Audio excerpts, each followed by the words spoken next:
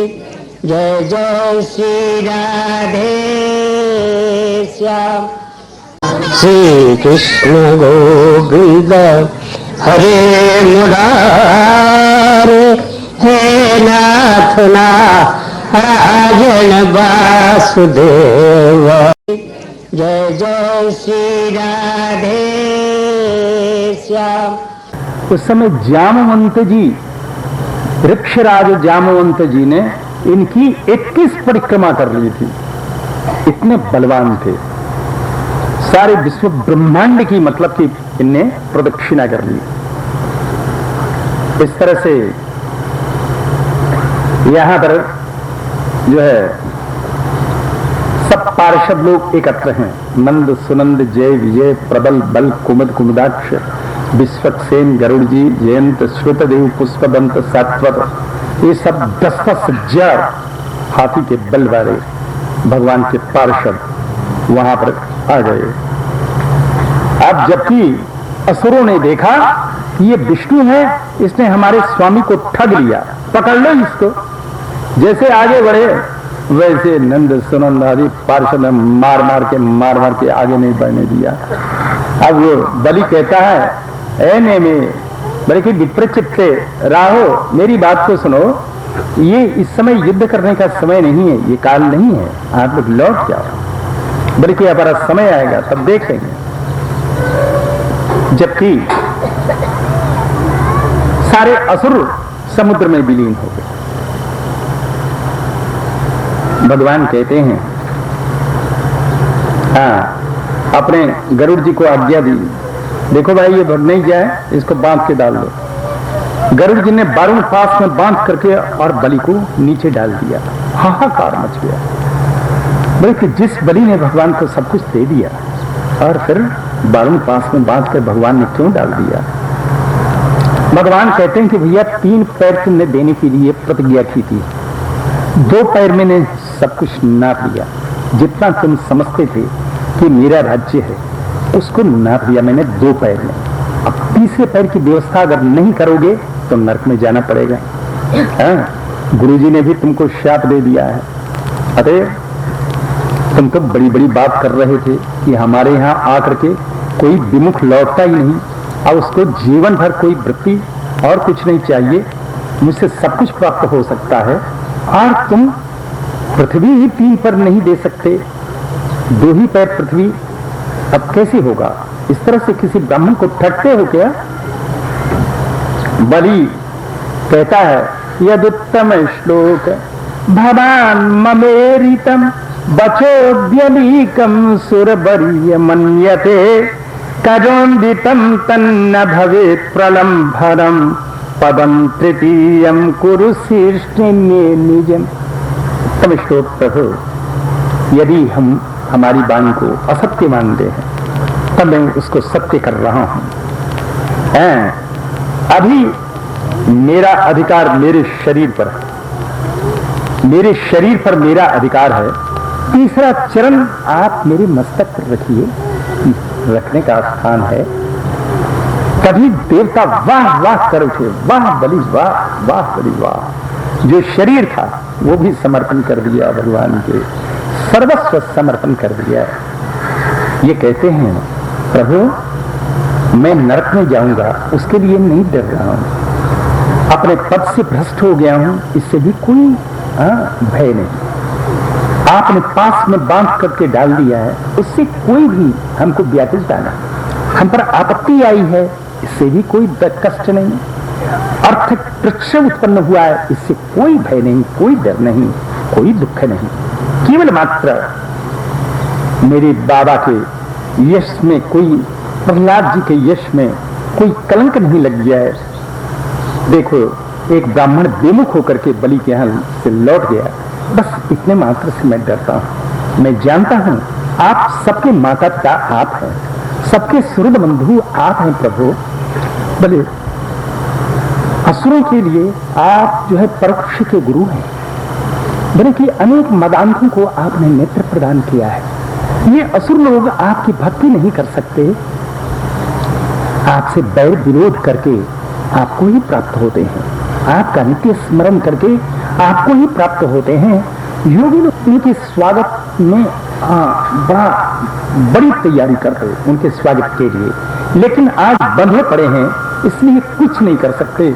आंखों से आंसू आ गए।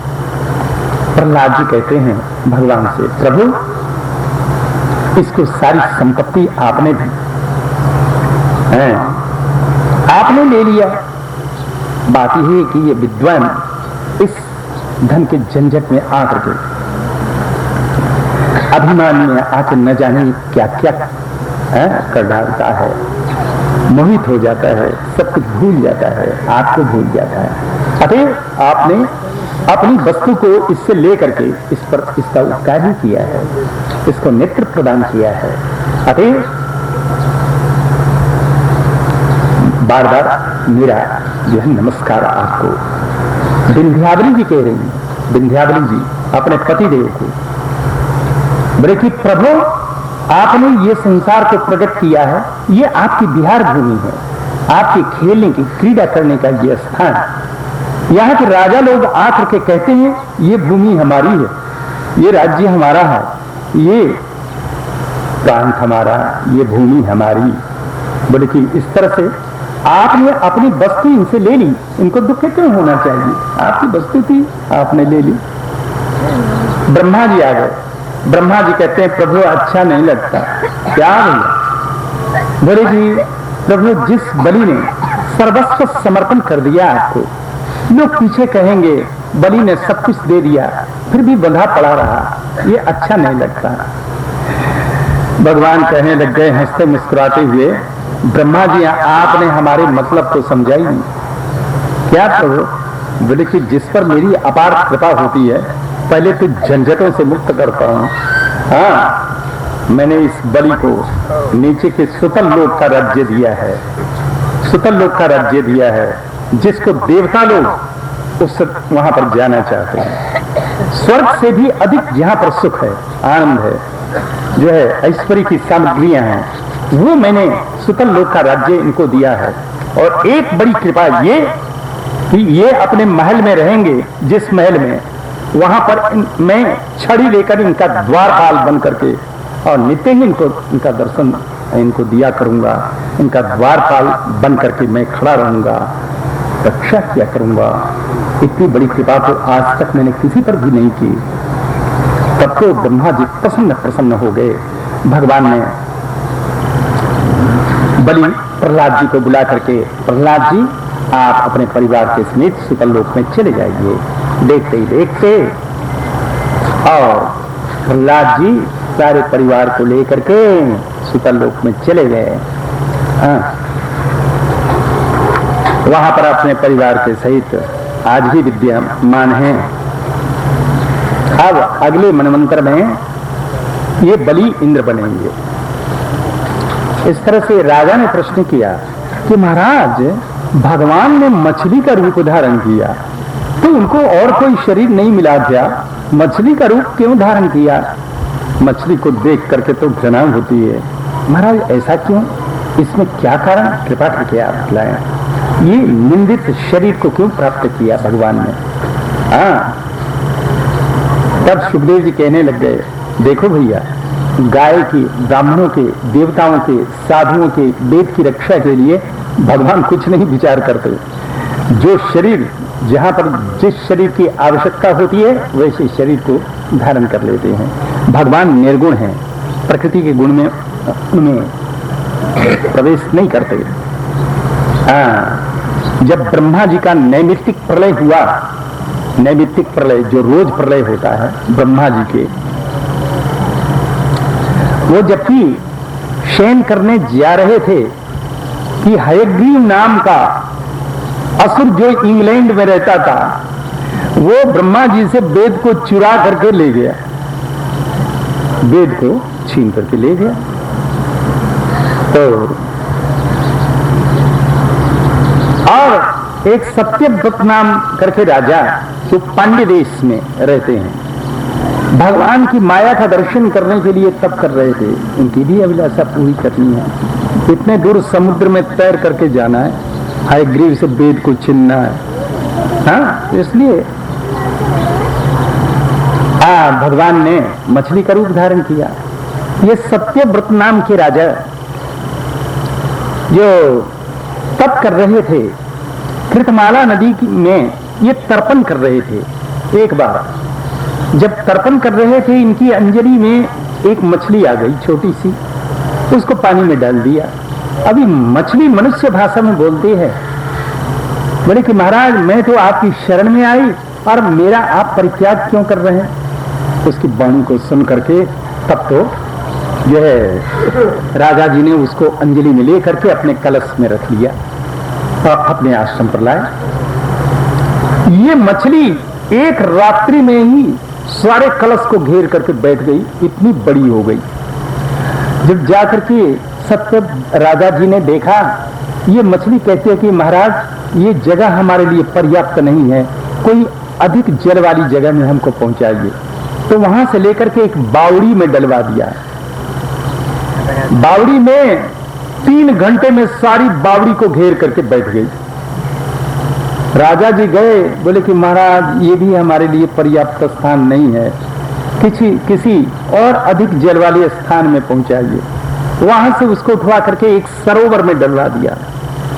सरोवर में 3 दिन में सारे सरोवर को घेर के बैठ गई, इतनी लंबी चौड़ी हो गई।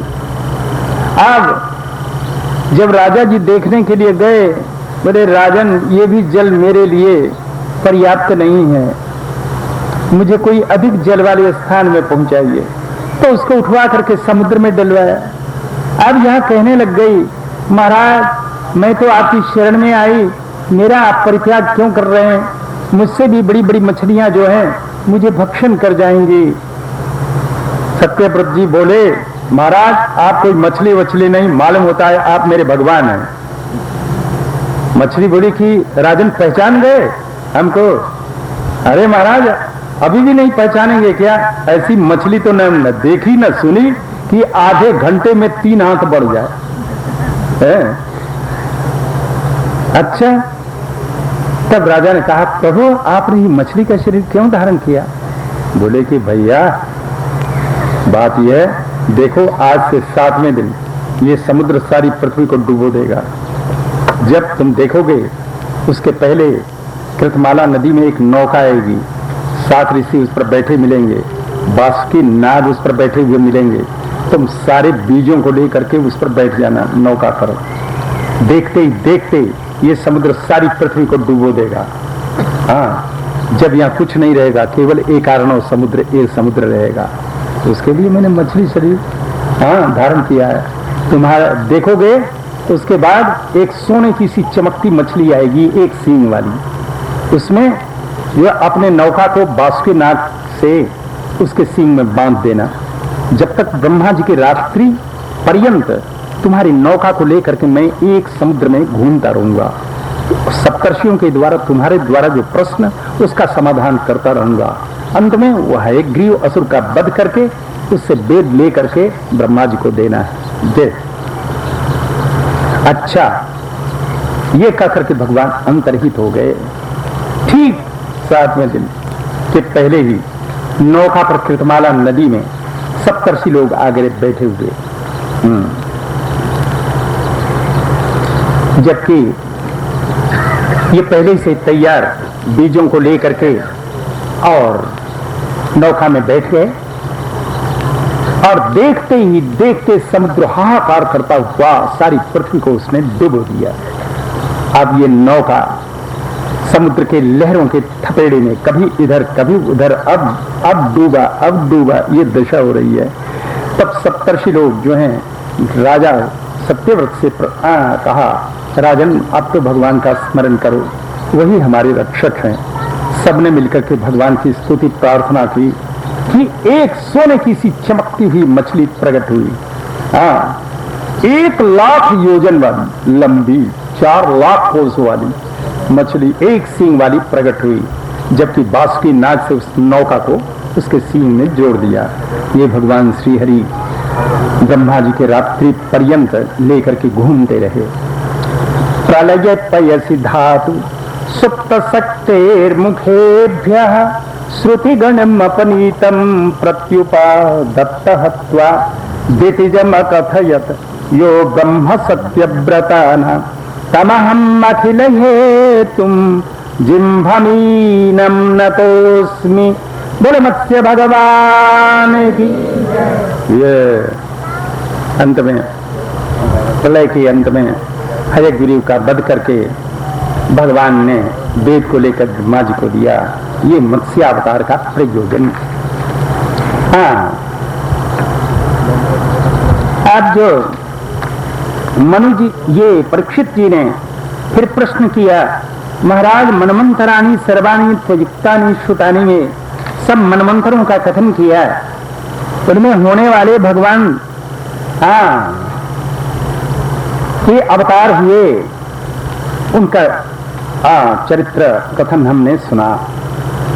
ये जो विवस्वान सूर्य के पुत्र श्राद्धदेव नाम के मनु, जो 7वें मनमंत्र में जिनकी आपने चर्चा की, उनके 10 बेटे, ये सूर्य वंश का वर्णन जरा मैं विस्तार पूर्वक सुनना चाहता हूं। सुखदेव जी बोले, भैया ये मनु वंश अगर कोई पूर्ण रूप से सुनना चाहे 100 वर्ष भी कोई कहता रहे तो समाप्त नहीं होगा।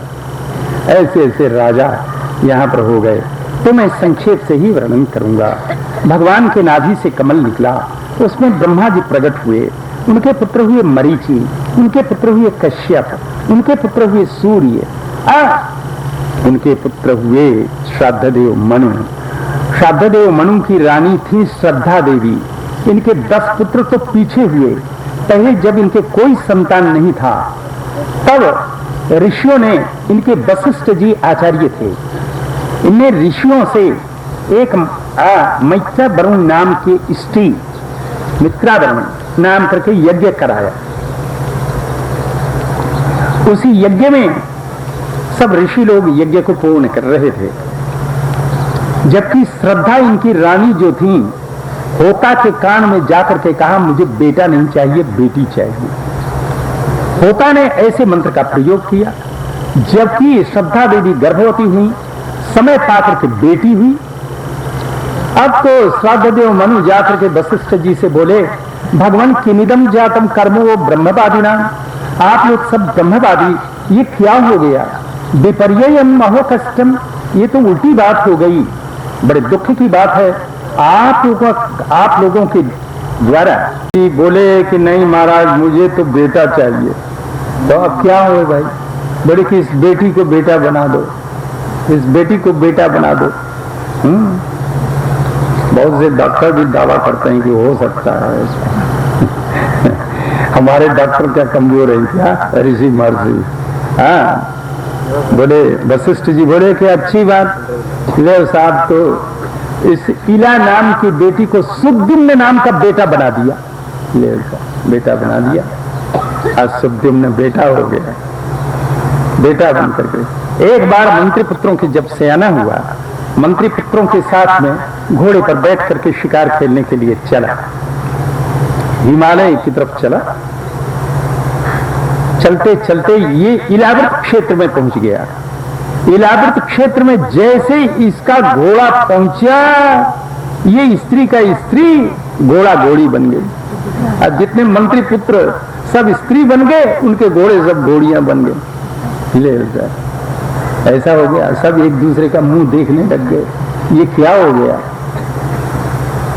हो गया ले सब क्यों हो गया?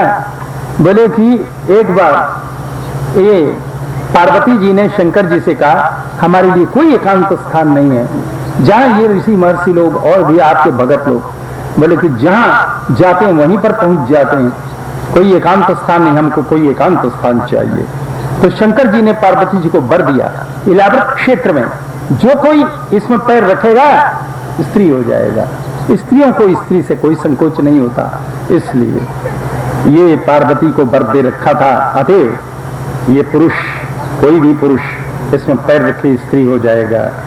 सुद्युम्न स्त्री बन गया, इला का इला पहले जैसे। और मंत्री पुत्र तो लौट गए, लेकिन ये इला देवी वहीं पर चंद्रमा के पुत्र बुध आश्रम बना के रहते, उनके आश्रम में ये देवी रह गई।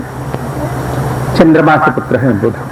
अरे इनसे इसने ये गर्भवती देवी गर्भवती हो गई, इनके द्वारा, बुध के द्वारा इसने गर्भ धारण किया। ये इसके बालक उत्पन्न हुआ, बालक का नाम पुरुरवा। बालक को लेकर के ये देवी अब अपने घर लौटी। जब इसको देख करके श्राद्ध देव मन बड़े दुखी हो गए। बड़ी कठिनाई से तो वशिष्ठ जी से कह सुन करके इसको पुरुष बनाया था, फिर स्त्री का स्त्री हो गया। अब देख करके बड़े दुखी हुए, फिर वशिष्ठ जी के पास जाके प्रार्थना की, महाराज वो तो फिर स्त्री की स्त्री। अब वशिष्ठ जी बोले तो भाई हम क्या करें, अब यही धंधा उठा रखा है क्या, बार बार जो है वो स्त्री बने, बार बार पुरुष बनाऊं। बोले कि महाराज आपकी तो कृपा कर ही दो, आपकी कृपा कर दो, आपके पुरुष बना दो, फिर दोबारा नहीं कहूंगा। अच्छी बात। वशिष्ठ जी ने देखा शंकर जी के अपराध से स्त्री बना है, तो शंकर जी की आराधना की। शंकर जी प्रकट हुए, प्रकट हो गए उनकी आराधना से। कहो भाई क्या चाहते हो? महाराज मेरे ये यजमान का पुत्र स्त्री बन गया है, वो आपके अपराध से ही। बोले कि आपके इलाज क्षेत्र में गया, अतः स्त्री बन गया, आप कृपा करें फिर इसको पुरुष बना दीजिए। शंकर जी बोले कि देखो भाई, हमने पार्वती को वर दे रखा है, वो अन्यथा तो हो नहीं सकता, झूठा तो हो नहीं सकता, लेकिन तुमने भी आराधना की है, अतः तुम पर भी प्रसन्न हूं मैं। तो ये ऐसा होगा कि ये 1 महीना पुरुष और 1 महीना स्त्री, और भी मिट्टी पलीत हुई, या तो स्त्री बने रहते या पुरुष ही रहते तो ही ठीक था। 1 महीना जब स्त्री रहते तो महल में छिपे रहते, पुरुष होते तब दरबार में आते अपने, सिंहासन पर बैठते। दशा खराब हुई, इनको भी अच्छा नहीं लगता था। इनके स्त्री शरीर से एक पुत्र पुरुरवा, अब पुरुष शरीर से इनके 3 बेटा थे, उत्कल, गय और विमल, 3 बेटा हुए। तो इनको भी अच्छा नहीं लगता था, मेरा प्रजा को भी अच्छा नहीं लगता था, कैसा राजा 1 महीना पुरुष रहता है 1 महीना स्त्री रहता है। ये अपनी जो पुत्रों को अपने राज्य का विभाजन करके और अपनी स्त्री के साथ वन को ये चले गए। अपने पुरुरवा को अपना राज्यासन दिया, स्त्री शरीर से जो उत्पन्न पुरुरवा उसको अपना राज्यासन, अपने राज्य का विभाजन करके उत्कल, गय और विमल को 3 भाग में बांट करके ये चले गए। फिर उसके बाद श्राद्धदेव मनु जी ने जमुना जी के किनारे 100 वर्ष तक घोर तप किया, उसके फलस्वरूप उनके 10 बेटा हुए। 10 बेटा हुए। उनमें से सबसे छोटे जो प्रशब्द थे, ये गुरु जी की गैया चराते जंगल में, वन में।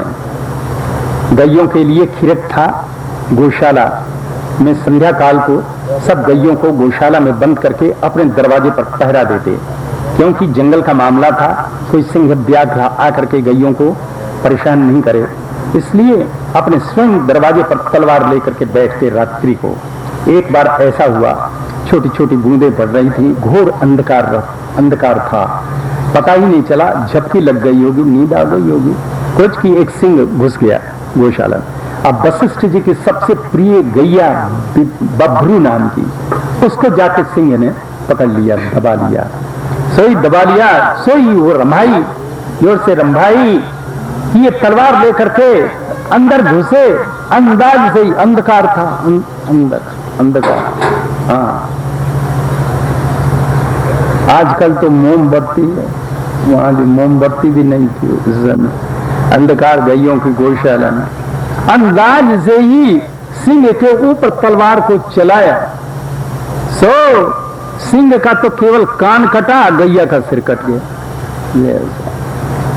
प्रातः काल देखा, गुरु जी को जाकर निवेदन कर दिया, महाराज हमसे ये अपराध हो गया। गुरु जी ने शाप दे दिया, जाओ इसके बाद तुम शूद्र हो जाओ।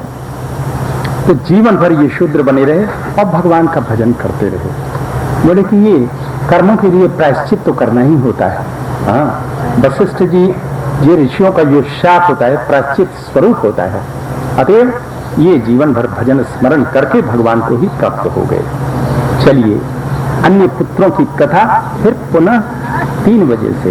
वृंदावन बिहारी लाल, श्री हंस भगवान की, श्री सनकादि भगवान की, श्री नारद भगवान की, श्री मार्क भगवान की, श्री व्यास जी महाराज की, श्री सुखदेव जी महाराज की, श्रीमद्भागवत महापुराण की। जय जय श्री राधे श्याम, जय राधे जय राधे राधे, जय राधे जय